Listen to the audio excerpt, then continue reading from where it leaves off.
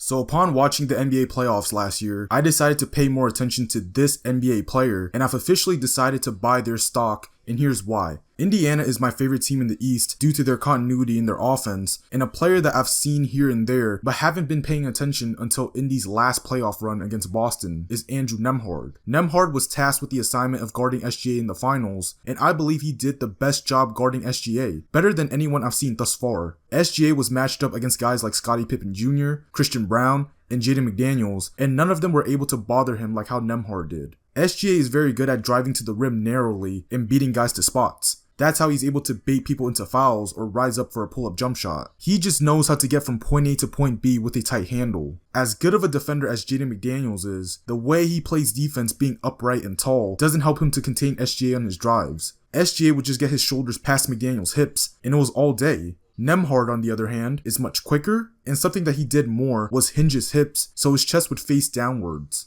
Doing this allows you to match the shoulder height of the offensive player to cut them off. But the trade-off is that you can't contest a jumper. But he doesn't have to worry about that because SGA is not a great pull-up shooter behind the arc. He repeatedly beat SGA to his spots many times. I'm talking when SGA starts his progression to the basket, Nembhard was able to slide in his path to a spot and go chest to chest to stop SGA from getting all the way to the rim. This disrupts his base as a pull-up shooter because great players don't see your contest. You have to bother their base or their pickup. And specifically, anytime SGA got cut off and rose up for a jump shot, most of the time, it ended up in a brick. Specifically, he was missing long. The reason why that's happening is because his rhythm wasn't the same as when he was able to beat Nembhard off the dribble and force him to open up his hips. At that point, he can just go right into his 1-2 footwork quickly and drain the shot because there's no resistance. Anytime when SGA was able to freely get to a spot, whether it was the elbow area, the baseline, the nail area, whatever it was, if he didn't encounter any resistance getting there, he would likely make the shot. But Nembhard did about as good of a job guarding SGA as you'll ever see. The difference when SGA shot a pull-up when getting cut off versus beating his man to the spot was certainly apparent. But you want to know what's even crazier? Nembhard would perform an amazing job guarding SGA 94 feet every single game, and that's exhausting on so many levels. 7 games of constantly battling SGA, chasing him around, trying to deny him the ball, that's going to take a big toll on your legs, especially down the stretch of a game. But despite all of that, despite the fact that he was clearly fatigued down the stretch of many games, despite the fact that Hallie in certain games wasn't able to get any separation against Lou Dort, or despite the fact that Siakam not being able to catch the ball in the post and score, despite all of that, Nembhard stepped up big in key possessions down the stretch for Indy. They would look to him if they needed a bucket, which wasn't his job, and he delivered in big ways.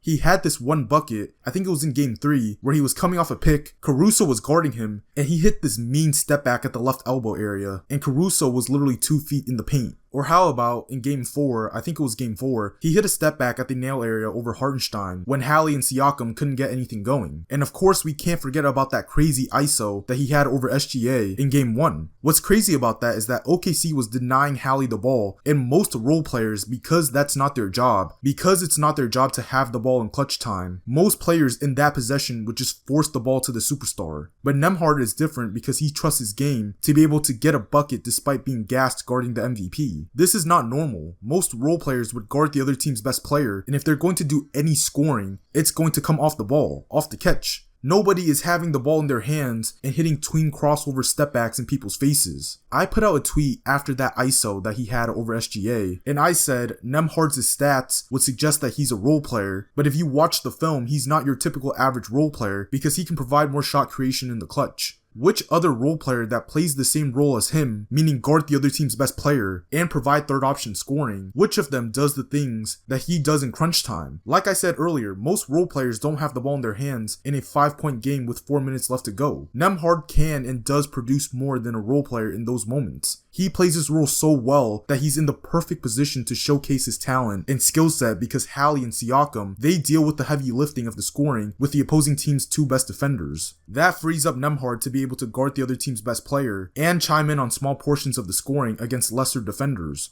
Absolutely perfect for a player like him. That's the best scenario. He's just amazing at what he does, and it just goes to show that when a player is slotted correctly for their value and their talent and their skill set alongside other competent stars, that player can truly blossom and be in a winning situation.